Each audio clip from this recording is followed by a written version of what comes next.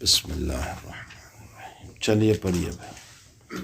بسم اللہ الرحمن الرحیم وبالسند المتصل قال المصنف رحمه الله باب حلاوة الإيمان حدثنا محمد بن المثنى قال حدثنا عبد الوهاب الثقفي قال حدثنا أيوب عن أبي باب حلاوت الایمان۔ بسم اللہ الرحمن الرحیم، الحمد للہ رب العالمین، والصلاة والسلام علی اشرف الانبیاء والمرسلین وعلی آلہ وصحبہ اجمعین، اما بعد، بالسند المتصل قال المصنف رحمہ اللہ تعالی باب حلاوت الایمان، ایمان کی حلاوت۔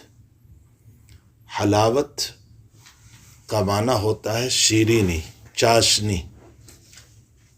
حلاوت اور چاشنی دو طرح کی ہوتی ہے۔ ایک حلاوت اور چاشنی حسی، ظاہری ہوتی ہے۔ مثلا آپ میٹھا کھا رہے ہیں، آپ کو چاشنی اور حلاوت آ رہی ہے۔ اور ایک حلاوت باطنی ہوتی ہے، حکمی ہوتی ہے۔ حلاوت باطنی اور حکمی کا مطلب یہ ہوتا ہے کہ اس کام میں آپ کو لذت آوے، تو اس لذت کو حلاوت سے تعبیر کیا جاتا ہے۔ سمجھ میں آیا؟ یہاں یہی دوسرا معنی مراد ہے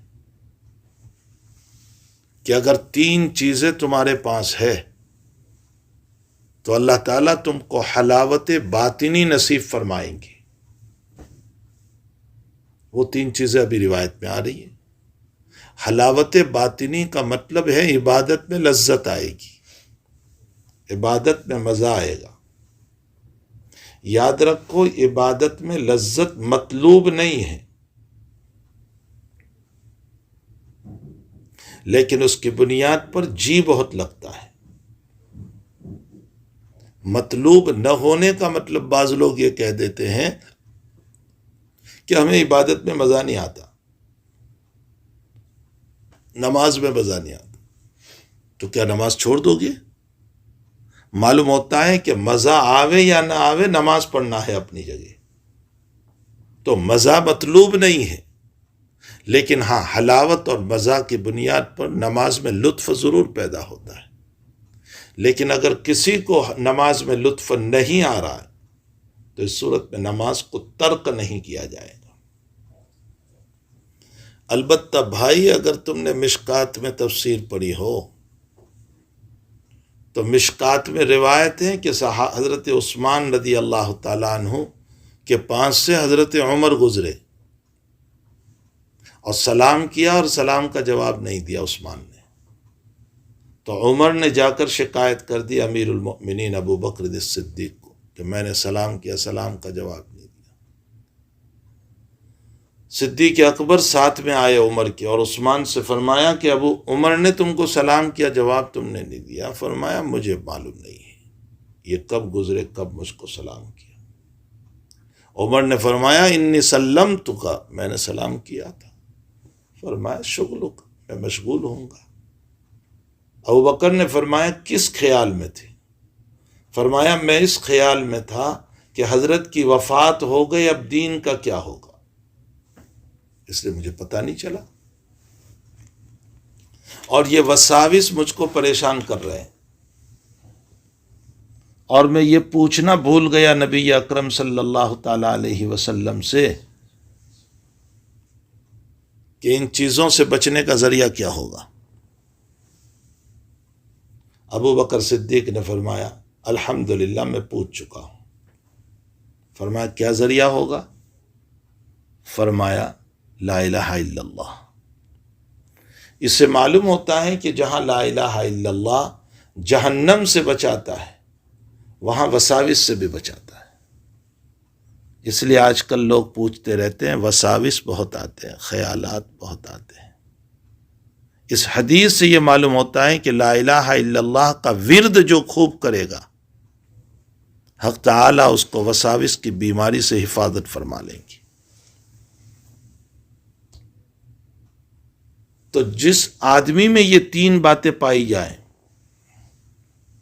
اس کو ایمانی حلاوت نصیب ہوگی۔ امام بخاری یہ ثابت کرنا چاہتے ہیں کہ حلاوت میں کبھی زیادتی ہوتی ہے، بعض بہت میٹھا ہوتا ہے، بعض کم ہوتا ہے۔ ثابت ہو گیا کہ حلاوت ایمان ہے تو کسی کو لذت کم آئے گی، کسی کو زیادہ آئے گی۔ الایمان یزید و ینقص، ایمان میں کمی زیادتی ہوتی ہے۔ سمجھ میں آیا؟ اس سے امام بخاری اس بات کی طرف بھی اشارہ کرنا چاہتے ہیں کہ مرجیہ جو یوں کہتے ہیں کہ اعمال کی کوئی ضرورت نہیں، تو یہاں تو نبی اکرم صلی اللہ علیہ وسلم کیا بتا رہے ہیں؟ اعمال ہی تو بتا رہے ہیں۔ معلوم ہوتا ہے کہ اس کی بنیاد پر ایمان میں لذت پیدا ہوتی ہے۔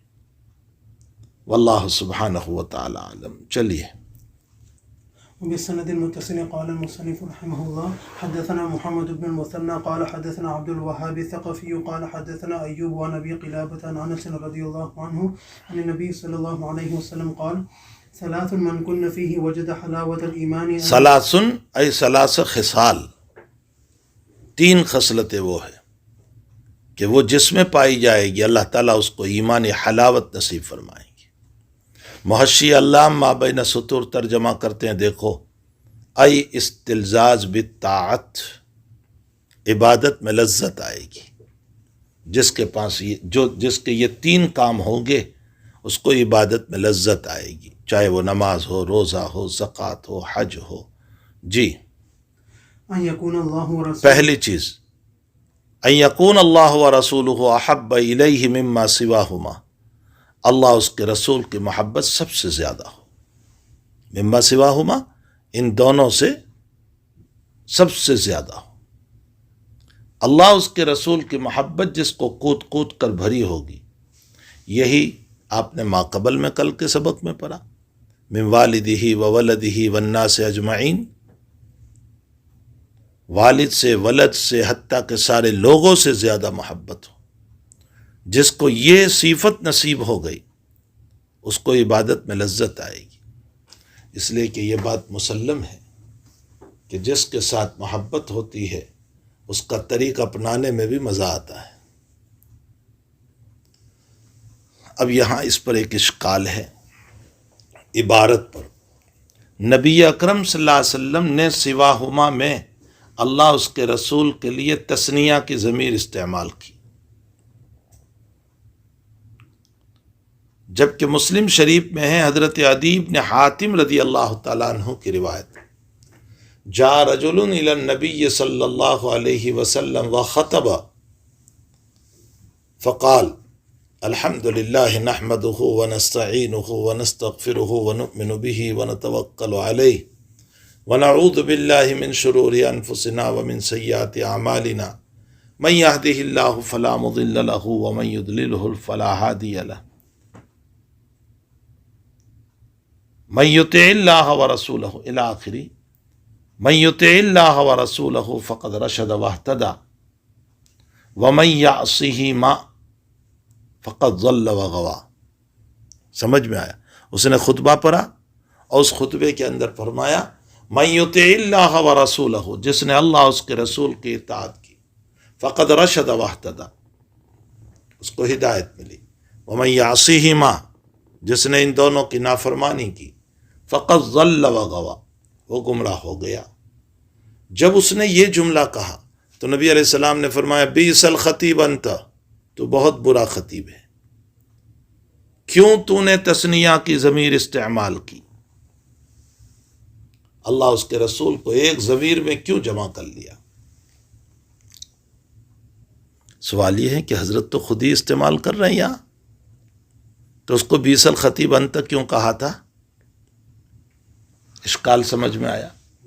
اس روایت کو امام مسلم نے نقل کیا ہے۔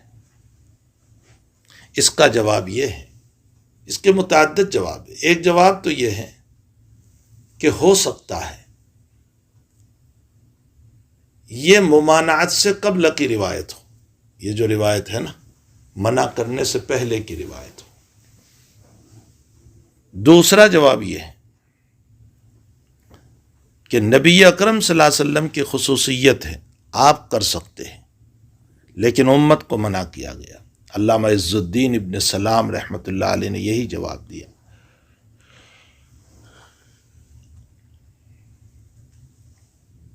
امام طحاوی رحمۃ اللہ علیہ نے جواب دیا کہ اس نے غلط جگہ پر وقف کیا تھا جس سے معنی بدل جاتا تھا، اس لیے حضرت نے اس کو بئس الخطیب انت کہا۔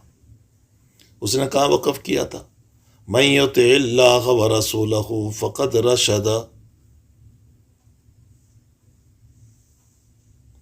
من یطع اللہ ورسولہ فقد رشد واہتدی ومن یعصہما، ساتھ میں جوائنٹ کر دیا، من یطع اللہ ورسولہ فقد رشد واہتدی ومن یعصہما، اور فقط ضل وغوا کو علیحدہ کر دیا۔ تو اب ترجمہ بدل گیا یا نہیں؟ ترجمہ ہوگا جس نے اللہ اس کے رسول کی اطاعت کی وہ کامیاب، اور جس نے نافرمانی کی وہ بھی کامیاب، اور فقط ضل وغوا علیحدہ ہو گیا۔ لیکن بھئی اس کی کوئی دلیل نہیں ہے۔ امام طحاوی نے جو بات کہی ہے اس کی کوئی دلیل نہیں ہے کہ اس نے غلط وقف کیا تھا۔ ایک چوتھا جواب یہ دیا گیا کہ اصل میں وَمَن یعصہما سے یہ سمجھ میں آتا تھا کہ دونوں کی نافرمانی کرے گا تو ہی گمراہ ہوگا، حالانکہ نافرمانی کا مسئلہ ایسا ہے کہ ایک کی کرے تو بھی گمراہ ہے۔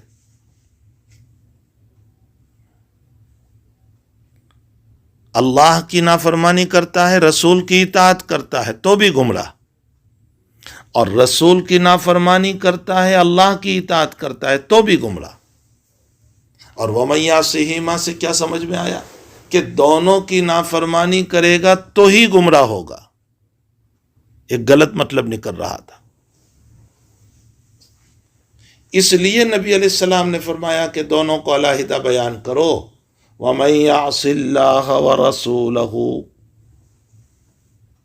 فَقَدْ ضَلَّ وَغَوَىٰ۔ اب سمجھ میں آ گیا کہ دونوں میں سے کسی ایک کی نافرمانی یہ بھی گمراہ کرے گی۔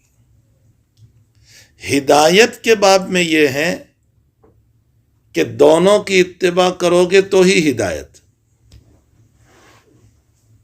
من یطع اللہ ورسولہ فقد رشد واہتدی، ہدایت کے باب میں دونوں کی اتباع ضروری، لیکن نافرمانی کے باب میں دونوں کی اتباع کا مسئلہ نہیں، کسی ایک کی نافرمانی کرو گے تو بھی ثابت۔ نقطہ سمجھ میں آیا؟ ہدایت کے باب میں یہ نہیں ہے کہ اللہ کی مانو رسول کی نہ مانو تو بھی تم ہدایت پر ہو جاؤ گے۔ تو ہدایت کے باب میں دونوں کی ماننا ضروری، تبھی تم فقط رشد واہتدی۔ لیکن گمراہی کے باب میں کسی ایک کی نافرمانی کرو گے تو بھی گمراہ ہو جاؤ گے۔ ایک پانچواں جواب یہ ہے کہ نبی علیہ الصلاۃ والسلام یہ چاہتے تھے کہ اللہ اس کے رسول کا تذکرہ بار بار ہو، اس لیے وَمَن یعص اللہ وَرَسُولَهُ بولنا چاہیے تھا، تم نے تثنیہ میں اجمال کیوں کر دیا؟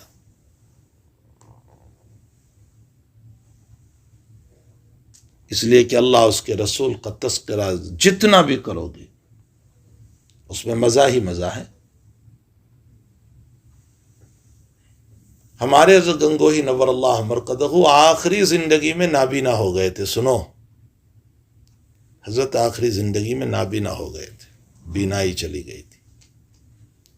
تو کوئی اہم بات کہنا ہوتا تھا تو آپ کے خادم خاص شاگرد رشید حضرت مولانا یحییٰ صاحب رحمۃ اللہ علیہ، جو حضرت شیخ زکریا کے والد ہیں، وہ شاگرد بھی ہے، خادم بھی ہے، وہ ہر وقت وہاں رہتے تھے حضرت کے ساتھ۔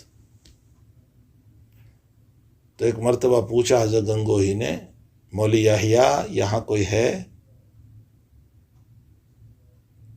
چونکہ حضرت تو نابینا ہو گئے تھے آخری زندگی میں۔ فرمایا یہاں کوئی ہے؟ یہ تب پوچھتے تھے جب کوئی اہم بات کہنا ہوتا تھا۔ تو فرمایا کہ حضرت کوئی نہیں، میں ہوں اور الیاس ہے۔ الیاس مولانا یحییٰ صاحب کے بھائی، مولانا الیاس صاحب، بانی دعوت، بانی تبلیغ نہیں، لوگ غلط بولتے ہیں۔ بانی تبلیغ تو انبیاء ہے، تبلیغ کی بنیاد تو انبیاء نے رکھی ہے۔ ہاں، موجودہ زمانے کا جو ایک نظام ہے تبلیغ کرنے کا، اس موجودہ نظام کے بانی حضرت مولانا الیاس صاحب ہے، تبلیغ کے بانی نہیں۔ مولوی لوگ بھی یہی بولتے ہیں، بانی تبلیغ، تو فرمایا کہ حضرت کوئی نہیں ہے، میں ہوں اور الیاس ہے۔ تو حضرت نے فرمایا اللہ کا نام ایسا ہے جو بلا نیت کے لوگے تو بھی ثواب سے خالی نہیں۔ مجھے یہ بتانا تھا، لفظ اللہ ایسا ہے کہ جو بلا نیت کے بولو گے تو بھی ثواب سے خالی نہیں۔ سیدنا عبد القادر جیلانی رحمۃ اللہ علیہ کے ایک مرید تھے، ان کو اسم اعظم سیکھنے کا شوق ہوا۔ فرمایا حضرت اسم اعظم بتائیں۔ حضرت نے فرمایا کبھی بتاؤں گا۔ خوب طلب پیدا کی، پہلے بتایا ہی نہیں کئی وقت۔ پھر ایک دن جب کہا تو فرمایا اچھا میرے ساتھ سمندر پہ چلو۔ سمندر پر جب گئے تو حضرت نے کہا میری بات مانو گے نا تبھی میں بتاؤں گا اسم اعظم۔ کہا جی حضرت۔ کہا سمندر میں اتر جا۔ اس کو سمندر میں اتار دیا۔ اب وہ پانی آ رہا ہے گھٹنوں تک۔ حضرت فرما رہے اندر جا، یہاں تک کہ گلے تک پانی آ گیا۔ حضرت کہہ رہے اندر جا۔ وہ کہہ رہا ہے حضرت بچاؤ، سمندر کی موجیں چل رہی ہے، پانی یہاں تک آ گیا۔ حضرت فرماتے اندر جا، اشارے ہی کر رہے ہیں اندر جا۔ بہت دیر ہو گئی، اس نے دیکھا کہ حضرت بچانے پر نہیں آ رہے، حضرت تو اور کہہ رہے ہیں اندر جا اندر جا اندر جا۔ تو ایک موج آئی اور اس کو اٹھا کر سمندر پہ پھینک دیا باہر آیا۔ حضرت نے پوچھا کیسے بچ گیا؟ فرمایا حضرت آپ تو بھیج رہے تھے اندر، تو میں نے دیکھا کہ اب میری مدد کی کوئی شکل نہیں، بس اب ڈوبنا ہی ڈوبنا ہے، تو میں نے کہا اے اللہ تو مجھے بچا لے۔ حضرت نے فرمایا لفظ اللہ دل سے پکارنا اسم اعظم ہے۔ سمجھ میں آیا؟ تو اللہ اس کے رسول کا تذکرہ نبی علیہ السلام چاہتے تھے کہ بار بار ہو، اس لیے اس کو کہا بیس الخطیب انت، تو بہت برا خطیب ہے۔ تو جی اللہ اس کے رسول کا تذکرہ بار بار کرنا چاہیے۔ جی وَأَن يُحِبَّ الْمَرْءَ لَا يُحِبُّهُ إِلَّا لِلَّهِ، اور کوئی بھی انسان کسی سے محبت کرے تو اللہ کی خاطر،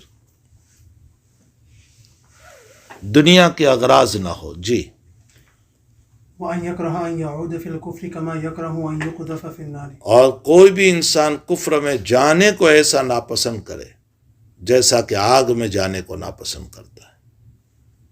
جیسے آگ میں گرنا ناپسند ہے، اسی طرح کفر میں جانا بھی ناپسند، یعنی کفر کے کسی عمل سے محبت نہ ہو، کہنا یہ چاہتے ہیں کفر کے کسی بھی عمل سے محبت نہ ہو۔ یہاں حضرت نے یعود کا لفظ استعمال فرمایا، عاد یعود، اور عاد یعودو کا معنی لوٹنا، اور لوٹنا اس کے لیے بولتے ہیں جو پہلے وہاں جا کر آیا ہو۔ یہ صحابہ کے اعتبار سے کہا ہے، چونکہ صحابہ کفر ہی سے نکل کر آئے تھے، ہمارے لیے نہیں۔ ہمارے لیے ترجمہ اس کا یہ ہوگا کہ آدمی کفر کو ایسا ناپسند کرے جیسا کہ آگ میں گرنے کو ناپسند کرتا ہے۔ یہاں لوٹنے کا ترجمہ پھر نہیں ہوگا۔ باقی حدیث شریف میں جو حضرت نے یعود کا لفظ کہا ہے وہ صحابہ کے اعتبار سے کہا۔ خلاصہ کلام یہ نکلا کہ جو ان تین صفات کو اپنائے گا، اللہ اس کے رسول کی محبت ساری دنیا سے زیادہ، اور کسی سے بھی محبت کرے اللہ کے خاطر، اور کفر کو ایسا ناپسند کرے، کفر کی ہر بات کو ناپسند کرے، ہر بات کو۔ آج کل ہم کفر کو ناپسند کرتے ہیں، کفر کے عمل کو ناپسند نہیں کرتے۔ کتنے اعمال ہیں کفر کے جو مسلمانوں میں بھی ہو رہے ہیں۔ شادیوں میں چلے جاؤ، جو ان کے طریق ہے وہ ہمارے طریق ہے۔ ایک اسٹیج پر بیٹھی ہوئی لڑکی کے کپڑے دیکھ کر یہ تصور کرنا مشکل ہے کہ یہ مسلمان کی لڑکی ہے، اور اگر ایک غیر مسلم کی لڑکی اور مسلمان کی لڑکی دونوں کو ساتھ کھڑی کی جائے تو یہ فرق آپ نہیں کر پاؤ گے کہ یہ مسلمان کی ہے اور یہ غیر مسلم کی ہے۔ وہ شرما دینے والا لباس، وہ کافرانہ تہذیب، وہ ان کے رسم و رواج، اور کہتے ہم تو کفر کو ناپسند کرتے. کفر کو ناپسند کیا، اعمال کفر کو کہاں ناپسند کیا؟ تو کفر میں جانے کو ایسا ناپسند کریں جیسا کہ آگ میں جانے کو ناپسند کر رہا ہے. واللہ سبحانہ و تعالی عالم. جی. باب علامت الایمان حب الانصار وبه قال ایمان کی علامت انصار کی محبت ہے. حب الانصار، انصار کی محبت ایمان کی نشانی ہے.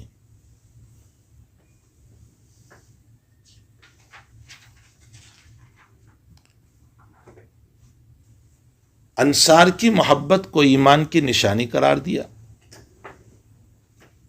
اور بھائی علامت تو ذی علامت سے خارج ہوتی ہے. میں آپ کو مثال دوں. مثلا آپ نے بورڈ لگایا مسجد دارالسلام، تو یہ بورڈ کہاں مسجد میں لگاؤ گے؟ مسجد میں لگانے سے کیا فائدہ؟ باہر لگاؤ گے ایرو کر کے. جو نشانی ہے نا، تو وہ آپ کو یہ بتا رہی ہے کہ مسجد دارالسلام یہ ہے. تو وہ جو آپ نے ایرو لگایا ہے وہ باہر ہے کہ نہیں؟ وہ علامت ہے. تو علامت جو ہیں وہ باہر ہوتی ہے. اب یہاں امام بخاری کہتے ہیں کہ انصار کی محبت ایمان کی علامت ہے. اس کا مطلب انصار کی محبت ایمان سے باہر ہے. تو ایمان سے جو چیز باہر ہوگی وہ ایمان کا شعبہ کیسے ہوئی؟ اشکال سمجھ میں آیا؟ اس کا جواب یہ ہے کہ انصار کی محبت ایمان کی علامت بھی ہے اور ایمان کا شعبہ بھی ہے. دونوں شان پائی جاتی ہے. جب آپ انصار سے محبت کرو گے اس کا مطلب یہ نکلا کہ آپ کے دل میں ایمان ہے، اس لیے کہ انصار سے محبت ایمان ہی کی بنیاد پر ہے.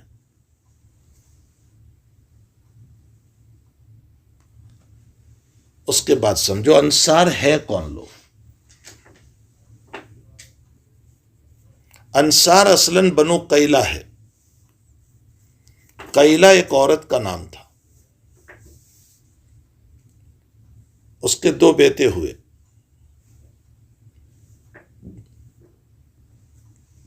ایک کا نام تھا اوس اور ایک کا نام تھا خزرج. ان دونوں سے جو اولاد چلی وہ بنو قیلہ ہے. ان کو اوسی بھی کہا گیا اور ان کو خزرجی بھی کہا گیا. جو اوس کی اولاد ہے وہ اوسی، اور جو خزرج کی اولاد ہے ان کو خزرجی کہا گیا. حضرت نبی اکرم صلی اللہ تعالی علیہ وسلم جب مدینہ شریف ہجرت کر کے تشریف لائے تو یہ کزن تھے سب، اوس اور خزرج. ارے اصلاً تو یہ 2 بھائی تھے، اوس خزرج، ان سے پورا سلسلہ، اور یہ کزن تھے. لیکن یہودیوں نے ان دونوں میں وہ لڑائی بھڑکا رکھی تھی کہ یہ 80 سال سے لڑتے چلے آ رہے تھے، اور معمولی باتوں پر ایک دوسرے کو مارنا، قتل کرنا. یہاں تک کہ ہر مرنے والا وصیت کر کے جاتا تھا کہ میرا بدلہ لینا. نبی اکرم صلی اللہ تعالی علیہ وسلم جب تشریف لائے تو آپ کی وجہ سے دونوں خاندانوں میں محبت ہو گئی، اوس اور خزرج میں.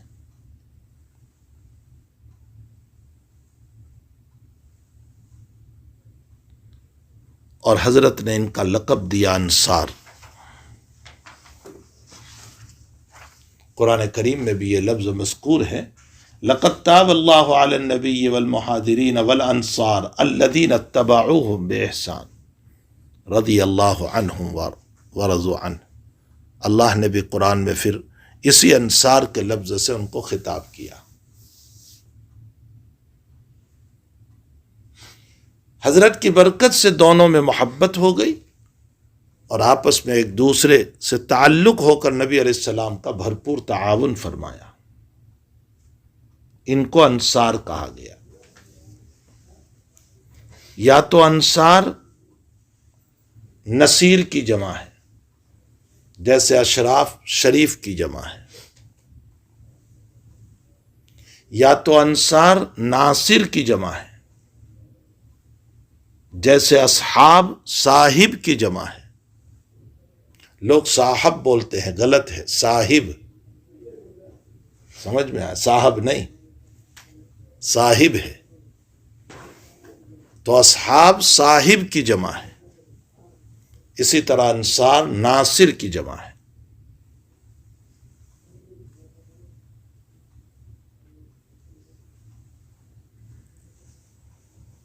جی عبارت پڑھیے.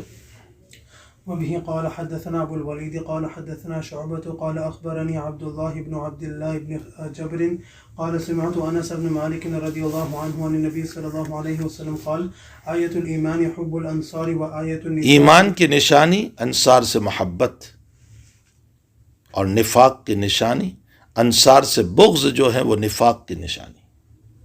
لیکن یاد رکھو، انصار سے محبت کرنا ایمان کی نشانی تب ہے جبکہ آپ اس بنیاد پر انصار سے محبت کرو کہ انہوں نے نبی اکرم صلی اللہ علیہ وسلم کی مدد فرمائی، حضرت کا تعاون فرمایا، حضرت پر اپنی جان کو فدا کر دیا.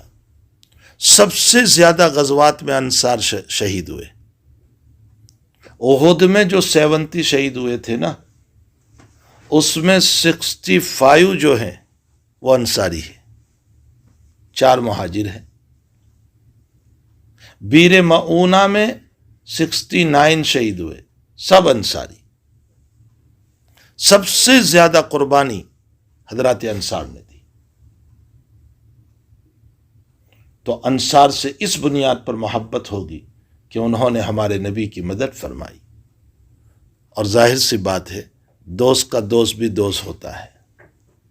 جب ہمارے نبی ہمارے ہیں تو ان کا تعاون کرنے والے بھی ہمارے ہیں. لیلا مجنوں کے باب میں بہت ساری من گھڑت کہانیاں چلتی ہے، بہت سارے اشعار بھی اردو میں، فارسی میں چلتے رہتے ہیں، عربی میں.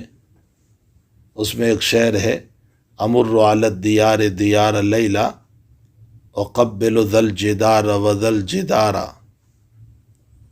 امر علی الدیار دیار لیلا، میں جب لیلا کی گلیوں سے گزرتا ہوں، اس کے شہر سے، اس کے مکان سے، تو اقبل ذا الجدار وذا الجدار، میں اس دیوار کو بھی بوسہ دیتا ہوں، اس دیوار کو بھی.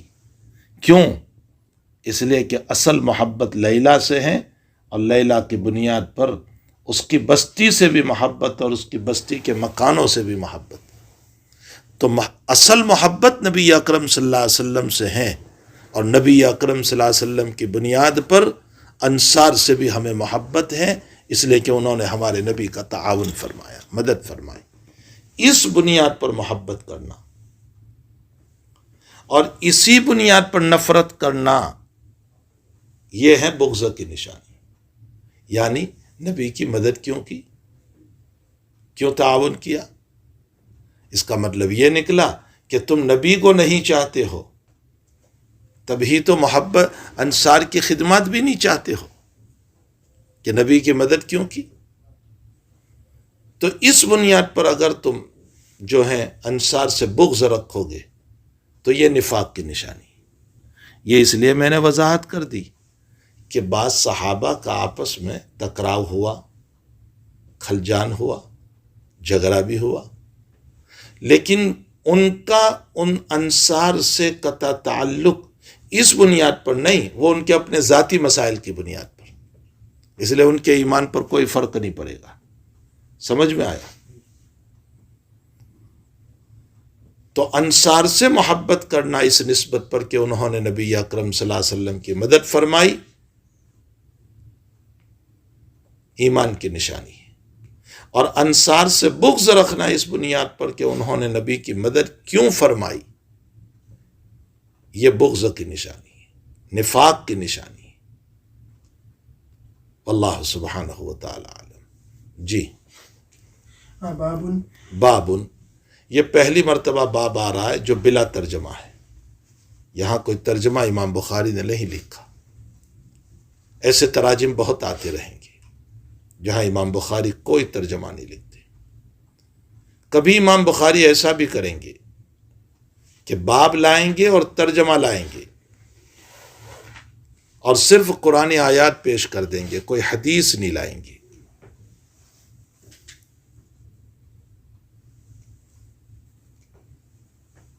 جہاں یہ باب آئے گا وہاں وہیں تقریر ہوگی۔ یہ باب بلا ترجمہ آیا ہے۔ عموماً تو اس طرح کے ابواب پر تقریر یہ ہوتی ہے کہ یہ کل فصل من باب السابق ہے۔ کل فصل من باب السابق کا مطلب ہے اس باب کو ماقبل سے کچھ نہ کچھ تعلق ہے، یعنی ماقبل سے ربط ہے۔ اس لیے ماقبل سے ربط کی بنیاد پر امام بخاری نے یہاں ترجمہ نہیں لکھا، بس وہ ماقبل کی بات ہی چلے گی۔ کبھی امام بخاری رحمۃ اللہ علیہ باب بلا ترجمہ لائیں گے رجوع الی الاصل کے لیے۔ رجوع الی الاصل کا مطلب یہ ہے کہ ایک بات چل رہی تھی اوپر سے، بیچ میں جملہ معترضہ کے طور پر کوئی بات آ گئی، اب امام بخاری پھر اصل کی طرف جانا چاہ رہے ہیں جو اوپر بات چل رہی تھی، تو باب بلا ترجمہ لے آئیں گے تاکہ یہ پتہ چل جائے کہ یہ رجوع الی الاصل، یعنی اب دوبارہ اصل مسئلے کی طرف جا رہے ہیں۔ ہمارے حضرت شیخ الہند رحمۃ اللہ علیہ فرماتے ہیں کہ کبھی امام بخاری رحمۃ اللہ علیہ تشہیز اذہان کے لیے ایسا کریں گے۔ تشہیز اذہان کا معنی ہوتا ہے کہ کچھ ابواب تو امام بخاری ترجمے کے ساتھ قائم کرتے رہیں گے، جیسے ابھی تک کتنے ابواب پڑھے، پھر باب بلا ترجمہ لے آئیں گے اور آپ کے اوپر چھوڑ دیں گے، آپ کے اوپر کہ اب آپ حدیث دیکھ کر یہاں کوئی ترجمہ لاؤ۔ اس کو کہتے ہیں تشہیز اذہان، یعنی آپ کے ذہنوں کو تیز کرنے کے لیے ایسا کریں گے۔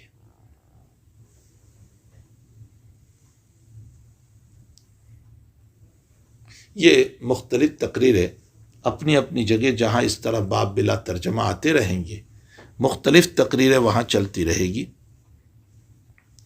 کبھی ایسا بھی کریں گے جیسے حضرت شیخ مولانا زکریا صاحب رحمۃ اللہ علیہ فرماتے ہیں کہ باب بلا ترجمہ تکمیل کے لیے لائیں گے۔ تکمیل کا معنی ہوتا ہے ماقبل باب میں جو بات ہے نا اس کو مکمل کرنے کے لیے آپ باب بلا ترجمہ لا کر کے اگلی حدیث کے ذریعے سے اس کو مکمل کریں گے۔ اب یہاں لے لو، یہاں باب بلا ترجمہ آیا، یہ کل فصل من باب السابق ہے یا تکملہ ہے حضرت شیخ کے قول پر۔ کیسے؟ کیا تعلق اس کو ماقبل باب سے؟ اوپر تم نے پڑھا حب الانصار من الایمان، انصار کی محبت ایمان کی نشانی ہے۔ تو سوال پیدا ہوا کہ حضرات انصار سے محبت کرنا یہ ایمان کی نشانی کیسے ہو گیا؟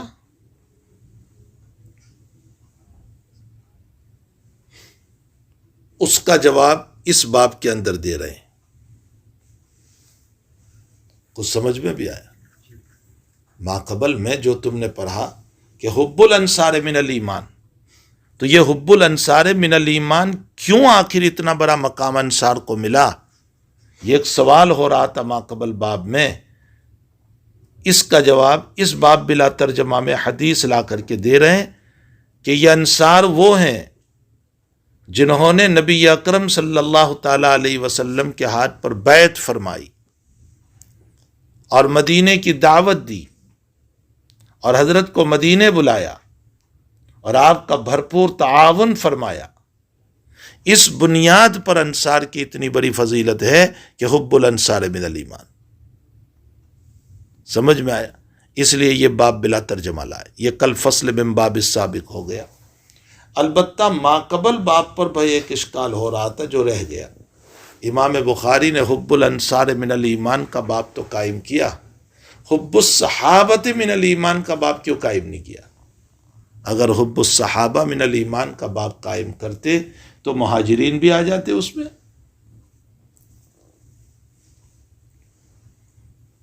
اس کا جواب یہ ہے کہ امام بخاری کے پاس حب الصحابۃ من الایمان کی روایت نہیں تھی،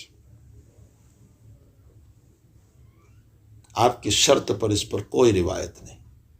البتہ حب الانصار من الایمان کی روایت ملی آپ کو،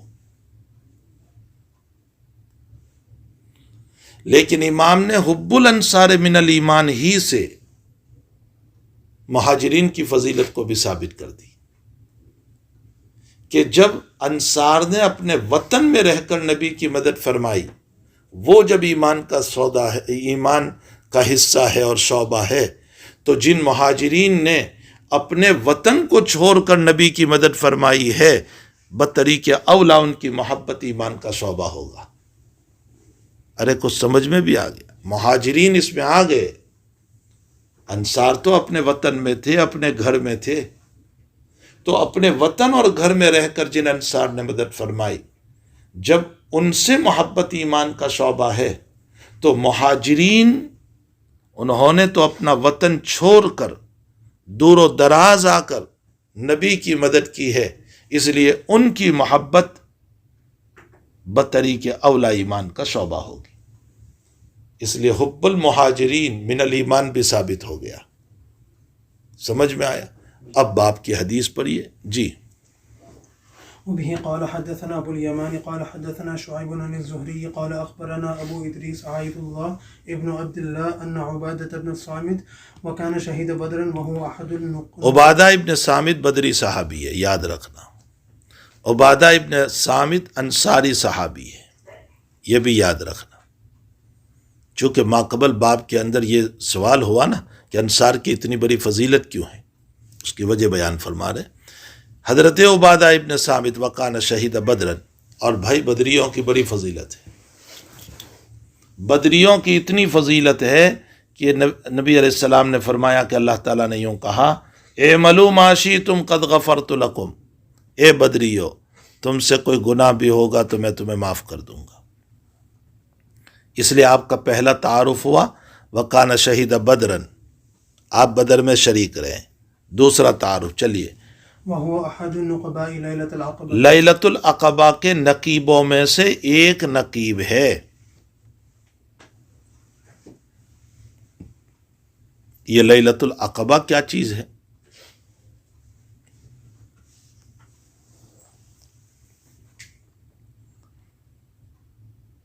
دور جاہلیت میں لوگ حج کرتے تھے، اور حضرت بھی اپنی نبوت کے زمانے میں جب تک مکے میں تھے حج میں جاتے تھے، اور آپ کا کام وہاں تبلیغ کرنا تھا۔ مدینۃ المنورہ سے سن نبوی 11، یاد رکھنا نبوت کے 11ویں سال میں 6 یا 7 افراد گئے تھے حج کے لیے۔ ان کا حج جس شکل کا بھی تھا، سیٹیاں بجانا اور یہ اور وہ، بہرحال 6 یا 7 افراد گئے تھے۔ حضرت سے ملاقات ہوئی، حضرت نے ان کو ایک غار میں لے گئے،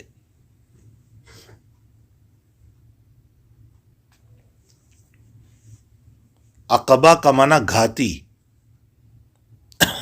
سمجھ میں آیا؟ لیلہ کا معنی رات۔ حضرت ان کو سمجھانے کے لیے گھاتی میں لے گئے رات کے وقت میں، اور وہاں بیٹھ کر ان کو پورا دین سمجھایا۔ یہ 6 یا 7 آدمی ایمان لے آئے، مدینے واپس گئے، مدینے میں بیٹھ کر انہوں نے تذکرہ کیا، اور مدینے کے لوگوں کو پتا تھا یہودیوں سے سن سن کر کہ نبی آخر الزمان آنے والے ہیں، تو ان لوگوں نے یہ سوچا کہ یہ یہودی لوگ اپنے اندر بلا لیں، اس سے پہلے ہم ہی کیوں نہ بلائیں۔ نبوت کے 12ویں سال میں مدینے سے 14 آدمی گئے حج کے لیے، حضرت کی ملاقات ہوئی ان سے۔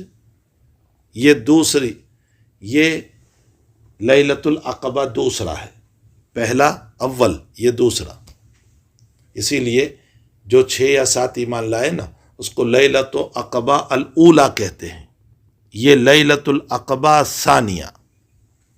حضرت ان کو بھی گھاتی میں لے گئے اور رات کے موقع پر ان کو دین سمجھایا، یہ 13 یا 14 ایمان لے آئے۔ سن نبوی 13 میں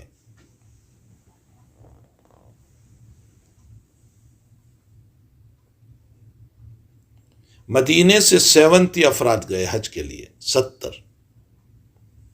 حضرت کی ان سے ملاقات ہوئی، چونکہ دین ایمان پہنچ چکا تھا مدینے میں۔ ان لوگوں کو لے گئے وہی لیلۃ العقبہ میں، یہ لیلۃ العقبۃ الثالثہ ہوا۔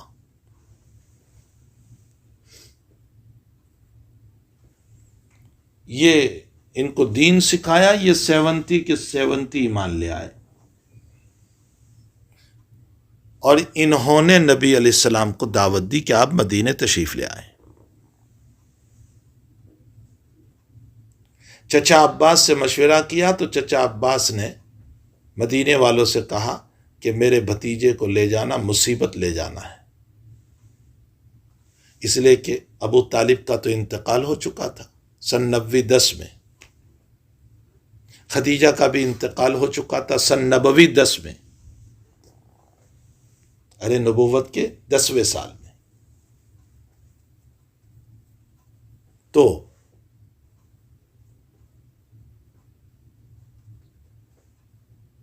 چچا عباس نے، اب چچا عباس کے ذمے تھے حضرت، فرمایا میرے بھتیجے کو لے جانا مصیبت کو لے جانا ہے، تم سنبھال نہیں پاؤ گے۔ مدینے والوں نے بھرپور فرمایا کہ نہیں، ہم سنبھالیں گے۔ اس کے بعد چلو حج کا مہینہ گزر گیا، محرم آیا، سفر آیا، اور ربیع الاول میں اللہ کی طرف سے آپ کو اجازت مل گئی ہجرت کی، تو آپ مدینہ شریف تشریف لے آئے۔ یہ ہے لیلۃ العقبہ، سمجھ میں آیا؟ اور اس میں جو رفقا تھے ان کو کہا جاتا ہے نقیب۔ تو یہ تیسری مرتبہ جو گئے تھے نا، جس میں 70 افراد تھے، اس میں عبادہ ابن صامت تھے۔ پس منظر سمجھ میں آیا؟ اب عبارت سمجھو۔ عبادہ ابن صامت فرماتے ہیں، عبادہ ابن صامت وقان شہید بدرن، یہ بدر میں شریک تھے، یعنی یہ بدری صحابی ہے۔ وہو احد النقباء لیلۃ العقبہ، لیلۃ العقبہ کے ساتھیوں میں سے ایک ساتھی ہے۔ کون؟ عبادہ ابن صامت، یعنی جو لوگ حضرت کے پاس لیلۃ العقبہ میں بیٹھ کر ایمان لائے تھے، ان نقیبوں میں سے ایک نقیب ہے۔ نقیب کا معنی بڑا، سردار، اور چونکہ یہ بڑے لوگ ایمان لائے تھے، ان میں سے ایک عبادہ ابن صامت بھی ہے۔ اب عبادہ ابن صامت کا جب یہ تعارف سمجھ میں آ گیا آپ کو، تو اب عبادہ ابن صامت کی روایت پڑھو۔ چلو، ان رسول اللہ صلی اللہ علیہ وسلم، ان رسول اللہ صلی اللہ علیہ وسلم قال وحوله عصابۃ من اصحاب، رسول اللہ صلی اللہ علیہ وسلم نے ارشاد فرمایا جبکہ حضرت کے ارد گرد کچھ صحابہ بیٹھے ہوئے تھے، حولہ اصابہ۔ یہ بیعت کب کی ہے جو ابھی بیان کی جا رہی ہے؟ حافظ ابن حجر کی رائے یہ ہے کہ یہ مدنی زندگی کی بیعت ہے، لیکن علامہ عینی کی رائے یہ ہے کہ نہیں، یہ لیلۃ العقبہ ہی کی بیعت ہے۔ جی، بایعونی علی ان لا تشرکوا باللہ، حضرت نے فرمایا بایعونی، مجھ سے بیعت کرو۔ بیعت مختلف طرح کی ہوتی ہے، بیعت علی الایمان بھی ہوتی ہے، بیعت علی الجہاد بھی ہوتی ہے، بیعت للاصلاح بھی ہوتی ہے، جیسا کہ آج کل صوفیہ کی بیعت۔ اس کو علی العموم بدعت کہہ دینا صحیح نہیں، نبی علیہ السلام سے یہ بیعت بھی ثابت ہے، بیعت علی الاصلاح۔ اسی کو بیعت تصوف بھی کہا جاتا ہے، بیعت سلوک بھی کہا جاتا ہے، اور بیعت اصلاح بھی کہا جاتا ہے، جو بزرگوں کے ہاتھ پر بیعت ہوتے ہیں، اور ان میں بھی یہی الفاظ بولے جاتے ہیں، اور موجودہ زمانے کے تقاضے کے مطابق اور کوئی الفاظ بھی زیادہ کرنا چاہے تو کر سکتے ہیں، یا بیعت ہونے والے میں کوئی خرابی ہے، اس خرابی کو مد نظر رکھتے ہوئے بھی، مثلا کسی کو غیبت کی عادت ہے تو برا دو، غیبت نہیں کرو گی۔ حضرت نے مردوں کو بھی بیعت کیا ہے، عورتوں کو بھی بیعت کیا ہے۔ قرآن میں ہے فَبَایِعُوهُنَّ عَلَىٰ أَلَّا تُشْرِكُوا بِاللَّهِ شَيْئًا، ہے نا، عورتوں کو بھی بیعت کیا۔ لیکن عورتوں کے باب میں بیعت کا مسئلہ یہ ہے کہ حضرت عائشہ رضی اللہ تعالیٰ عنہ فرماتی ہے ما مس رسول اللہ صلی اللہ علیہ وسلم مس امرات قط، حضرت نے کسی عورت کا ہاتھ اپنے ہاتھ میں نہیں لیا۔ حضرت کی عورتوں کو بیعت کرنے کے 3 طریقے تھے۔ پہلا طریقہ یہ تھا کہ حضرت ورائے پردے کے پیچھے عورتوں کو بٹھا دیتے تھے اور بیعت کے کلمات بلوا دیتے۔ دوسرا طریقہ یہ تھا کہ حضرت پردے کے پیچھے کپڑا ڈال دیتے تھے اور وہ کپڑا عورتیں پکڑ لیتی تھی، حضرت کلمات بلوا دیتے تھے۔ تیسرا طریق حضرت کا یہ تھا کہ اس کے کسی محرم کو، باپ کو، بھائی کو، بیٹے کو، شوہر کو حضرت وہ کلمات کہہ دیتے کہ جاؤ یہ کلمات تمہاری بیٹی سے، بیوی سے بلوا لینا۔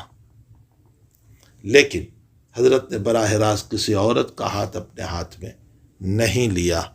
آج کل جو جھوٹے جاہل پیر اس سلسلے میں یہ طریق اختیار کرتے ہیں، وہ بالکل غلط طریق ہیں، سنت رسول سے ہٹا ہوا ہے، خلاف سنت ہے صلی اللہ علیہ وسلم۔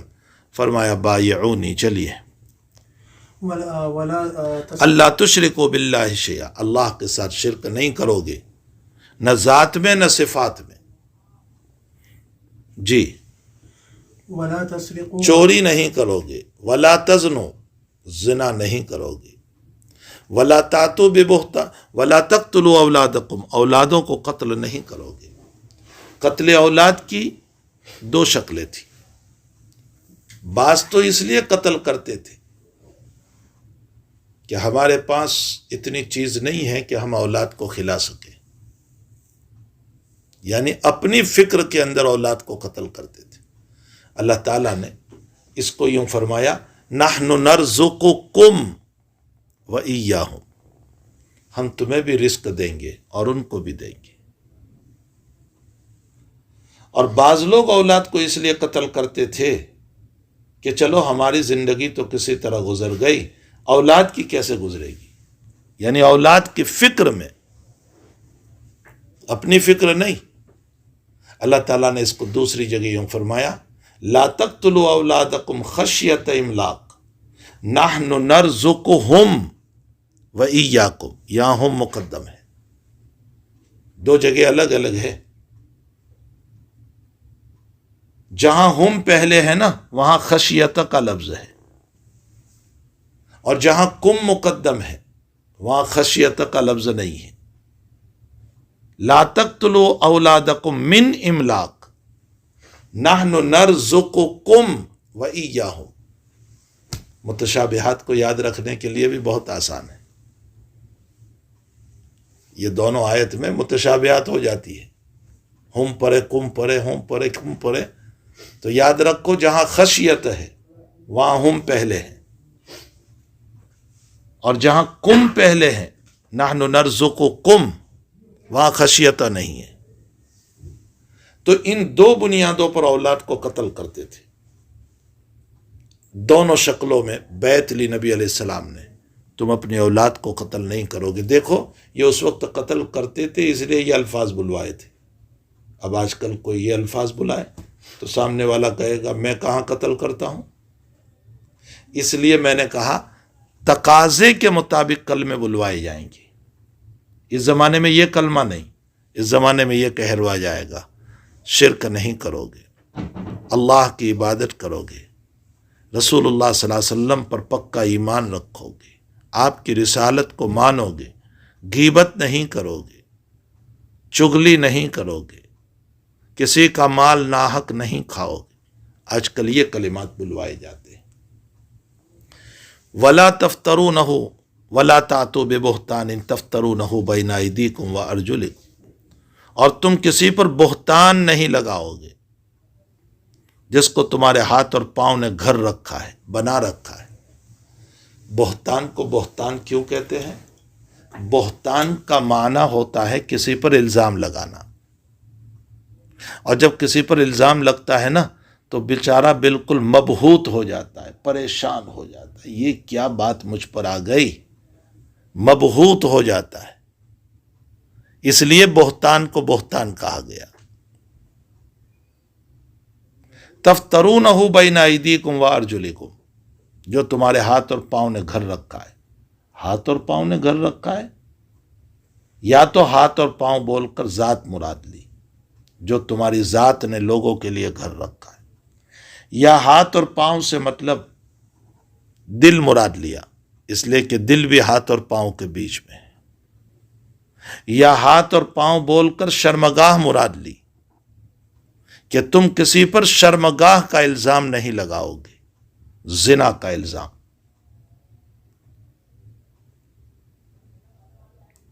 وَلَا تَعْصَوْا فِي مَعْرُوفٍ، اور تم نافرمانی نہیں کرو گے معروف کام میں۔ اس کا مطلب یہ نکلا کہ برے سے برا اگر گناہ کا حکم دے تو ہم نہیں مانیں گے، معروف میں نافرمانی نہیں کرنا ہے۔ اچھی باتوں کا حکم دے تو نافرمانی نہیں کرنا ہے، لیکن اگر بری بات کا حکم دے تو پھر نہیں مانیں گے، چاہے وہ والدین ہو، چاہے وہ استاذ ہو، چاہے وہ شیخ ہو، چاہے وہ پیر ہو، چاہے وہ شوہر ہو۔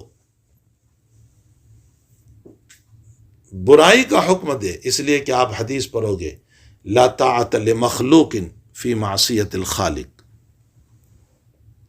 مخلوق کی ایسی اطاعت نہیں کریں گے جس میں خالق کی نافرمانی ہوتی ہو۔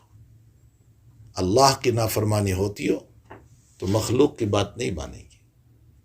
امام بخاری کتاب الصلاۃ میں جا کر ایک مثال دیں گے اس کی، کہ شفقت، محبت اور پیار کی وجہ سے ماں کہہ رہی ہے بیٹا مسجد میں نماز پڑھنے مت جاؤ، عذر نہیں ہے، عذر ہو تو مسئلہ اور ہے کہ ماں بیمار ہے، محتاج ہے، ضرورت مند ہے، یا بیوی کھیت میں رہتی ہے اور کوئی دیکھ بھال کرنے والا نہیں ہے اور چور کا خطرہ ہے، اکیلا مکان ہے، وہ مسئلہ عذر اور ہے۔ یہ محبت اور شفقت میں کہہ رہی ہے۔ امام بخاری وہاں بات لائیں گے، ماں کی بات نہیں مانیں گے، اللہ کی بات مانیں گے۔ تو لا طاعت لمخلوق فی معصیت الخالق، خالق کی نافرمانی جس میں ہوتی ہے وہ نہیں کریں گے۔ اس لیے نبی علیہ السلام نے فرمایا معروف میں تم اتباع کرو گے، نافرمانی نہیں کرو گے۔ فمن وفا منکم فاجرہ علی اللہ، تم میں سے جو ان باتوں کو پورا کرے گا اس کا اجر اللہ کے ذمہ ہے۔ ومن اصاب من ذلک شیئا، اور ان میں سے اگر کوئی قصور ہو گیا، من ذلک شیئا فعوقب فی الدنیا، اور دنیا میں اگر سزا دے دی گئی، فہو کفارۃ لہ، تو وہ اس کے لیے کفارہ ہو جائے گا، یعنی معاف ہو جائے گا اس کے لیے۔ مثلا چوری کی، ہاتھ کاٹ دیا گیا، مسئلہ ختم۔ زنا کیا، 100 کوڑے مار دیے گئے، مسئلہ ختم۔ تو ومن اصاب من ذلک شیئا، اگر ان میں سے کوئی گناہ ہو گیا، فعوقب فی الدنیا، اور دنیا میں سزا جاری کر دی گئی، فہو کفارۃ لہ۔ اب یہاں اس عبارت پر 2 سوال ہے۔ اوپر جتنے گناہ بیان کیے ہیں نا، اس میں تو شرک بھی آیا۔ تو ایک آدمی نے کفر اور شرک کیا تھا، ہے نا، اوپر لا تشرکو، تو کفر اور شرک بھی کیا تھا، اور اس کو سزا دے دی گئی، چلو دنیا میں قتل کیا گیا، تو کیا مشرک کو قتل کرنے سے معافی ہو گئی؟ اشکال سمجھ میں آیا؟ اس کا جواب یہ ہے کہ قرآنی آیت کی وجہ سے یہاں شرک اور کفر کو ایک طرف نکال دو، وہ یہاں مراد نہیں۔ ومن اصاب من ذلک شیئا میں کفر اور شرک داخل نہیں۔ اور وہ آیت کیا ہے؟ ان اللہ لا یغفر ان یشرک بہ ویغفر ما دون ذلک لمن یشاء، اللہ شرک کو کبھی معاف نہیں کرتا۔ تو اب ومن اصاب من ذلک شیئا کا تعلق کس سے ہو گیا بھائی؟ ولا تسرقوا ولا تزنوا ولا تقتلوا اولادکم ولا تأتوا ببہتان، اس سے ہو گیا، شرک سے نہیں، کفر سے نہیں۔ دوسرا اشکال یہ ہے کہ چلو ان گناہوں پر اگر دنیا میں سزا جاری ہو گئی، کسی پر الزام لگایا، مثلا 80 کوڑے مار دیے، تو کیا یہ کفارہ ہو گیا؟ یہ حدیث شریف تو کہہ رہی ہے کفارہ ہو گیا، معافی ہو گئی، کفارہ کا معنی معافی، تو کیا معافی ہو گئی؟ توبہ کی اب ضرورت نہیں؟ امام شافعی، امام مالک وغیرہ تو فرماتے ہیں کہ ہاں معاف ہو گیا، ہاتھ کاٹ دیا معاف ہو گیا، 80 کوڑے مار دیے گئے معاف ہو گیا۔ حنفیہ کہتے ہیں کہ نہیں، دنیاوی سزا معاف ہو گئی، دنیاوی گناہ معاف ہو گیا، اخروی باقی ہے، اس لیے اس کو توبہ کرنا پڑے گا۔ سمجھ میں آیا؟ ہماری دلیل کیا ہے؟ اللہ نے جگہ جگہ اجرائے حد کے بعد بھی توبہ کا بیان کیا ہے۔ مثلا میں آپ کو مثال دوں، والسارق والسارقۃ فاقطعوا ایدیہما، مرد یا عورت چوری کرے، اس کا ہاتھ کاٹ دو، جزاء بما کسبا نکالا من اللہ واللہ عزیز حکیم۔ آگے کیا فرمایا؟ فمن تاب من بعد ذلک، توبہ کرے۔ یا قرآن کریم میں اللہ تعالیٰ نے فرمایا کہ آپ نے کسی پر الزام لگایا اور آپ ثابت نہ کر سکے، فجلدوہم 80 جلدہ، 80 کوڑے مارو، ولا تقبلوا لهم شہادتا ابدا واولئک هم الفاسقون۔ آگے کیا فرمایا؟ الا الذین تابوا، مگر یہ کہ توبہ کرے۔ مسلم شریف میں آپ ایک روایت پڑھو گے، ایک مرد نے چوری کیا، عورت نے، ثابت ہو گئی، ہاتھ کاٹ دیا گیا، اس کے بعد حضرت نے فرمایا استغفر اللہ وتوبی، استغفار کر اور توبہ کر۔ ہمارے وہاں معلوم ہوتا ہے ان دلائل کی بنیاد پر کہ صرف اجرائے حد سے معافی نہیں، اس کو بعد میں توبہ کرنا پڑے گا۔ اس لیے حنفیہ کہتے ہیں کہ یہ جو حدود ہے نا، سزائیں، یہ جوازر ہے، ورنہ کہیں آپ پڑھو گے ہدایہ میں تو کہو گے یہ کیا بحث آ گئی، یہی بحث ہے، جوازر ہے۔ حدود کے جوازر ہونے کا مطلب حدود روکتے ہیں گناہوں سے، جزر، دانت دپت، سواتر نہیں، یعنی معافی نہیں، ستر نہیں، چھپانا نہیں، اس سے گناہ معاف نہیں ہوتا۔ لیکن بھئی مجھے علامہ انور شاہ صاحب رحمۃ اللہ علیہ کی بات بہت پسند آئی۔ شاہ صاحب کہتے ہیں کہ یہ روایت بتا رہی ہے فَهُوَ كَفَّارَةٌ لَهُ، اس کے لیے کفارہ ہو گیا، اور دوسری آیات جو ابھی میں نے پیش کی اس سے معلوم ہوتا ہے کفارہ نہیں، تو اب تطبیق کیا ہوگی اس میں؟ شاہ صاحب فرماتے یوں کہہ لو کہ جس سے گناہ ہوا اور وہ خود آ گیا اقرار کرتا ہوا اور اس پر حد جاری ہو گئی، تو وہ اس کے لیے کفارہ ہو گیا، اس لیے کہ اس کا آنا خود دلیل ہے کہ وہ ندامت کے ساتھ آیا، جیسے معاذ اسلمی رضی اللہ تعالیٰ۔ اور جس کو پکڑ کے لایا گیا زبردستی اور شہادت سے اس کے گناہ کو ثابت کیا گیا، اس کے لیے مسئلہ یہ ہے کہ توبہ کرنی ہوگی علیحدہ۔ سمجھ میں آیا؟ یہ شاہ صاحب کی بات بہترین ہے تاکہ تطبیق بین روایت ہو جائے۔ اب ایک اشکال ہوگا، اس روایت سے تو معلوم ہوتا ہے کہ حدود کفارہ ہے۔ ابو ہریرہ کی ایک روایت یہ ہے کہ نبی علیہ الصلوۃ والسلام سے جب پوچھا گیا کہ حدود کفارہ ہے یا نہیں، حضرت نے فرمایا الحدود کفارۃ ام لا، مجھے نہیں پتا کہ حدود کفارہ ہے یا نہیں۔ اس کا جواب یہ ہے کہ پہلے نبی علیہ السلام کو پتہ نہیں تھا، اس لیے آپ نے منع فرمایا، بعد میں آپ کو علم ہوا تو آپ نے یہ ارشاد فرمایا فَهُوَ كَفَّارَةٌ لَهُ۔ کچھ سمجھ میں بھی آیا؟ یہ ہے تطبیق بین الروایات۔ اللہ سبحانہ وتعالی عالم۔ پڑھیے آگے۔ ومن اصاب من ذلك شيئا ثم ستره الله فهو الى الله ان شاء عفا عنه۔ اور اگر کسی سے یہ گناہ ہو گیا اس میں سے اور اللہ نے پردہ ڈال دیا، اللہ نے پردہ ڈالنے کا مطلب دنیا کے اندر اس کی حد نہیں آئی، کسی کو پتہ ہی نہیں تھا، اس لیے حد جاری نہیں ہوئی، تو اب مسئلہ یہ ہے فَهُوَ إِلَى اللَّهِ، وہ اللہ کے ذمے ہے قیامت کے دن، ان شاء عفا عنہ، چاہے اللہ اس کو معاف کر دیں، وَإِن شَاءَ عَاقَبَهُ، اور چاہے سزا دیں. لیکن اس جملے کا تعلق بھی شرک کو چھوڑ کر ہے، شرک کے باب میں معافی نہیں.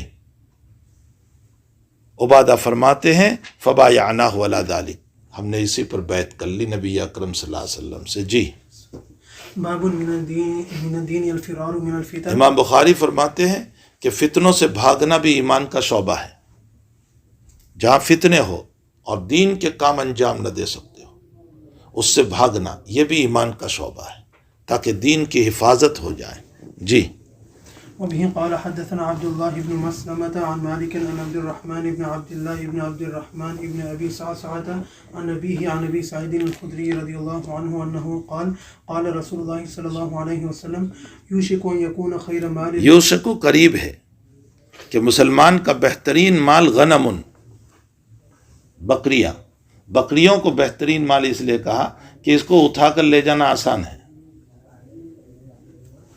بکریوں کو اٹھا کر لے جانا یہ بہت آسان ہے.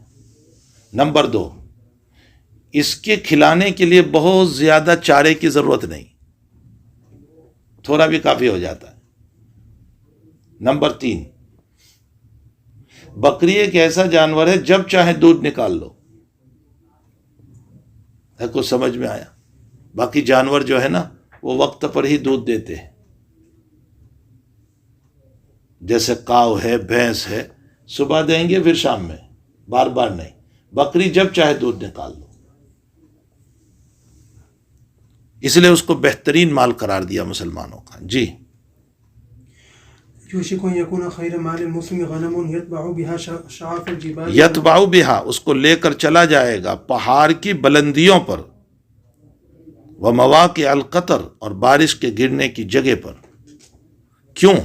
یفر بدینہ من الفتن، یفر من الفتن بدینہ، اس طرح ہے، یعنی بھاگے گا فتنے سے اپنے دین کو بچانے کے لیے. معلوم یہ ہوتا ہے کہ دین کو بچانے کے لیے فتنوں کی جگہ سے نکل جانا یہ بھی ایمان کا شعبہ ہے. دیکھو آج کل بہت سارے جھگڑے بھی ہوتے رہتے ہیں. ان جھگڑوں میں نہ پڑتے ہوئے، اس لیے کہ آپ جھگڑوں میں پڑو گے تو ظاہر سی بات ہے گالی گلوز، فتنے، غیبت، برائیاں، یہ بھی تو سب دین کے خلاف ہی ہے. تو اب اپنے دین کو بچانے کے لیے اس سے ہٹ جاؤ، تو یہ بھی فتنے سے بچنا ہوا اپنے دین کی حفاظت کے لیے.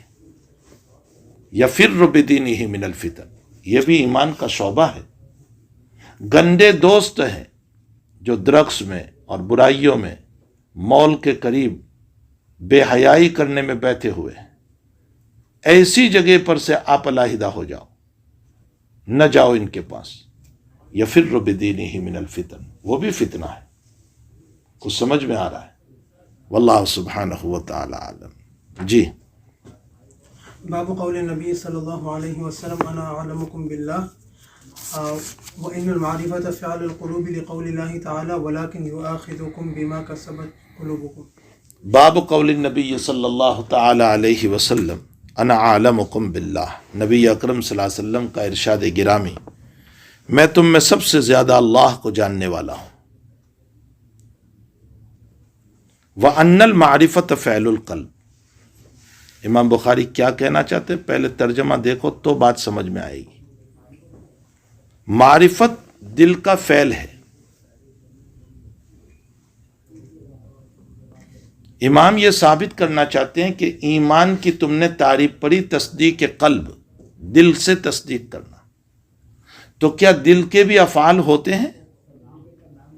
امام بخاری نے کہا ہاں، دل کے بھی افعال ہوتے ہیں. دیکھو ان المعرفت فعل القلب، معرفت کا معنی تصدیق، جاننا، دل سے ماننا، یہ قلب کا فعل ہے. اچھا دل بھی کام کرتا ہے، اس کی دلیل کیا ہے؟ آیت پیش کر رہے ہیں. لقول اللہ تعالی وَلَٰكِن يُؤَاخِذُكُم بِمَا كَسَبَتْ قُلُوبُكُم، یہ قسم کے باب میں آیت ہے. اللہ تمہاری پکڑ کرے گا ان قسموں کے اوپر جس کا تمہارے دلوں نے ارادہ کیا. بِمَا كَسَبَتْ قُلُوبُكُم، یعنی جھوٹی قسمیں تم نے کھائی. دیکھو یہاں کسبت کی نسبت قلوب کی طرف کی.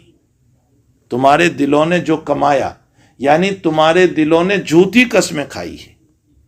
معلوم ہوتا ہے کہ دل بھی کام کرتا ہے، اور جب دل کام کرتا ہے تو دل کا ایک کام تصدیق بھی ہے، اور جب تصدیق ہے تو معلوم ہوتا ہے ایمان کا تعلق دل سے ہے. سمجھ میں آیا؟ یہ ثابت کرنا چاہتے ہیں یہاں پر. التصدیق بالقلب جو ہے اس کو ثابت کرنا چاہتے ہیں، اور اس کے لیے یہ لمبا چوڑا باب قائم فرمایا ہے. واللہ سبحانہ وتعالی عالم. چلیے. وبه قال حدثنا محمد بن سلام قال أخبرنا عبدة عن هشام عن أبيه عن عائشة رضي الله عنها قالت كان رسول الله صلى الله عليه وسلم إذا أمرهم من الأعمال. نبی علیہ السلام جب صحابہ کو حکم دیتے تھے اعمال کا تو ایسے عمل کا حکم دیتے تھے بما یطیقون، جو آسان ہو، صحابہ ادا کر سکے، بہت شاق نہیں. اسی لیے میں بھی تقریر میں بہت آسان طریق پر تمہیں پڑھانا چاہتا ہوں تاکہ سمجھ میں آ جائے. بہت نیچے اتر کر میں سمجھاتا ہوں، ورنہ اتنے نیچے اتر کر سمجھانا یہ میرے بس میں ہے نہیں. لیکن وہاں جس انداز سے پڑھاتا ہوں وہ انداز اگر یہاں اختیار کرنے جاؤں تو آپ سمجھ نہیں پاؤ گے. تو میں بہت نیچے اتر کر الفاظ بولتا ہوں تاکہ تمہاری سمجھ میں آ جائے. نبی علیہ السلام جب حکم دیتے تھے تو ایسے اعمال کا بما یطیقون جس کو صحابہ ادا کر سکے. اعمال شاقہ کا حکم نہیں دیتے تھے. آپ کی طبیعت ایسی تھی کہ اپنے لیے تو اعمال شاقہ اپناتے تھے. لمبی نماز رات میں پاؤں مبارک ورم کر جاتے تھے، صوم وصال رکھتے تھے، جو آیا خرچ کر دیا، اپنے گھر میں بھوکے رہے. اپنے لیے تو اعمال شاقہ، لیکن امت کے لیے اعمال سہلہ، آسان اعمال، بما یطیقون جس کو امت ادا کر سکے. جی. قالوا انا لسنا كهيئتك. اب صحابہ کہنے لگے کہ حضرت ہم تو آپ کی طرح ہے نہیں. کیا مطلب؟ یعنی آپ تو معصوم ہیں، آپ تو مغفور ہیں. لیغفر لك الله ما تقدم من ذنبك وما تأخر ہے، آپ کے تو سارے گناہ معاف کر دیے گئے ہیں. ہم تو ایسے ہیں نہیں، ہمارے تو گناہ ہیں. مطلب یہ ہے کہ جب ہمارے گناہ ہیں تو اس صورت میں آپ ہم کو آسان عمل نہیں سخت عمل دیجیے. سمجھ میں آیا؟ صحابہ سخت اعمال کا مطالبہ کر رہے ہیں. اس کے لیے فرمایا انا لسنا کہیاتک یا رسول اللہ، حضرت ہم تو آپ کی طرح نہیں ہیں، یعنی مغفور نہیں، معصوم نہیں ہیں ہم. جی. ان اللہ قد غفر لك ما تقدم. اللہ تعالیٰ نے آپ کو تو معاف کر دیا ہے آپ کے اگلے پچھلے گناہ. جی. فیغضب حتى يعرف الغضب. حضرت غصے ہو گئے کہ میں تم کو جو دے رہا ہوں وہی لو، یہاں تک کہ غصہ آپ کے چہرے سے ظاہر ہوا. یعرف الغضب فی وجہی. جی. ثم يقول ان اتقاكم واعلمكم بالله انا. پھر فرمایا میں تم سے زیادہ تقوی والا ہوں اور میں تم سے زیادہ اللہ کو جاننے والا ہوں. تو بھائی جب تقوی مجھے زیادہ ہے تو اعمال شاقہ کی تو مجھے ضرورت ہے. پھر میں اللہ کو جتنا جانتا ہوں وہ تم نہیں جانتے، تو پھر خاموخواہ کے لیے تم لوگ اعمال شاقہ کیوں مانگ رہے ہو؟ مانگنا تو مجھے چاہیے، اس لیے کہ عالم باللہ میں ہوں اور اتقاکم میں ہوں. تو میں جو تمہیں کہہ رہا ہوں وہ بہتر ہے کہ اعمال سہلہ پر عمل کرو اور اعمال شاقہ نہ مانگو. کیا مانگا تھا انہوں نے اعمال شاقہ؟ کتاب النکاح میں آپ پڑھو گے. ایک صحابی نے فرمایا میں زندگی بھر بیوی کے پاس نہیں جاؤں گا. ایک صحابی نے فرمایا میں زندگی بھر رات بھر عبادت کرتا رہوں گا. ایک صحابی نے فرمایا میں زندگی بھر دن میں روزہ رکھتا رہوں گا. حضرت اس پر غصے ہو گئے کہ میں جب اللہ کو جانتے ہوئے تمہیں جن اعمال کا حکم دیتا ہوں تو تم خاموخواہ اپنی ذات پر سختی نہ کرو. امام بخاری رحمۃ اللہ علیہ کا مدعا صرف اتنا ثابت کرنا ہے انا اتقاکم وعالمکم باللہ، اور تقوی کا تعلق دل سے ہوا کرتا ہے. تقوی ظاہر سے نہیں، تقوی دل سے ہے. معلوم ہوتا ہے دل بھی عمل کرتا ہے، تو اب دل جب عمل کرتا ہے تو تقوی وہی ایمان ہے. معلوم ہوتا ہے ایمان کا تعلق قلب سے ہے، دل سے ہے، اور جب دل سے ہے تو تصدیق باللہ، دل سے اللہ کو ماننا، اسی کو ایمان کہا جائے گا۔ واللہ سبحانہ وتعالی علم وعلمہ اعلم۔ جی، باب من کرہ ان یعود فی الکفر کما یکرہ ان یلقى اس میں جو حدیث شریف پیش فرما رہے ہیں، یہ حدیث شریف اوپر پڑھ چکے، آج جہاں سبق شروع ہوا نا وہیں پر آپ نے پڑھی، لیکن چونکہ اس حدیث شریف کے الفاظ تھے، اسی کو امام بخاری نے باب بنا دیا یہاں۔ باب من کرہ، ایک انسان ناپسند کرے کفر میں جانے کو، جیسا کہ آگ میں جانے کو ناپسند کرتا ہے، یہ بھی ایمان کا شعبہ ہے۔ سمجھ میں آیا؟ یہ اوپر تم نے پڑھ لی ہے حدیث۔ معلوم یہ ہوتا ہے کہ کفر سے دشمنی رکھنا یہ بھی ایمان کا شعبہ ہے۔ اوپر تو صرف اتنا بتایا تھا کہ حلاوت الایمان، جہاں سبق شروع ہوا، اب یہ بتا رہے ہیں کہ کفر سے دشمنی رکھنا یہ بھی ایمان کا شعبہ ہے۔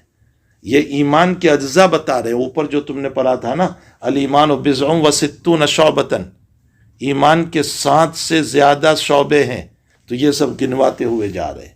جی، حدثنا وبه قال حدثنا سليمان بن حرب قال حدثنا شعبة عن قتادة عن انس رضي الله عنه عن النبي صلى الله عليه وسلم قال 3 من كن فيه وجد حلاوة الإيمان من كان الله ورسوله أحب إليه مما سواهما ومن أحب عبدا لا يحبه إلا لله ومن يكره أن يعود في الكفر بعد إذ أنقذه الله كما يكره أن يلقى في النار۔ بس اللہ سبحانہ وتعالی لا الہ الا اللہ وحدہ